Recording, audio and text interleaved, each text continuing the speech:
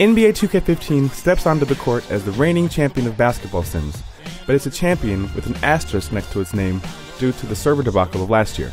Some of those online issues are repeated this year, which cripples some of its coolest features.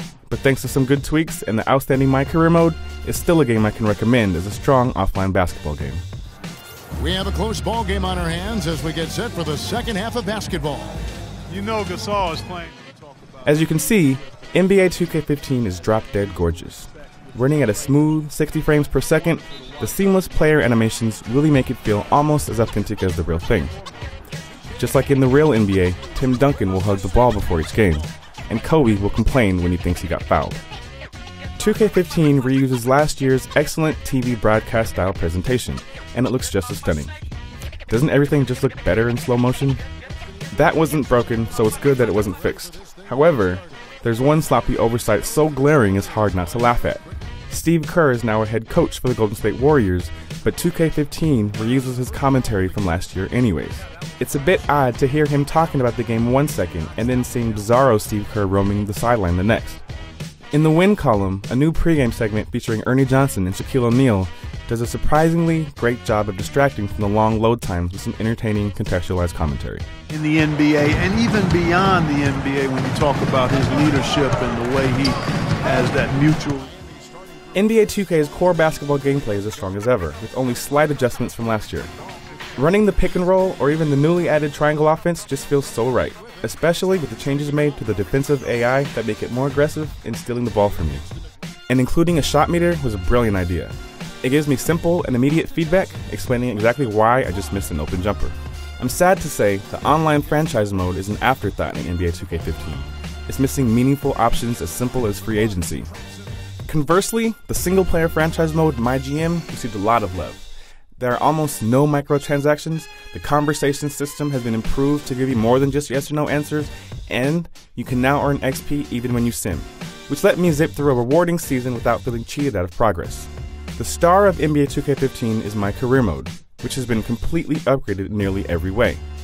The brand new story has your player go undrafted rather than being a top pick, and having to earn my way onto the roster was a fresh and welcome change. The way you upgrade your My Player is more streamlined too, so there's much less busy work involved. But you lit it up out there, and everyone in this gym, including the GM and the head man, saw it. One of the most impressive things about the new My Career mode is that the veteran teammate that takes you under his wing finally found his voice. 2K Sports got 30 NBA players, one from each team, to actually speak for their game character. They're obviously not voice actors, but it still makes a huge difference to the overall experience. It's supposed to make you understand that it ain't just you.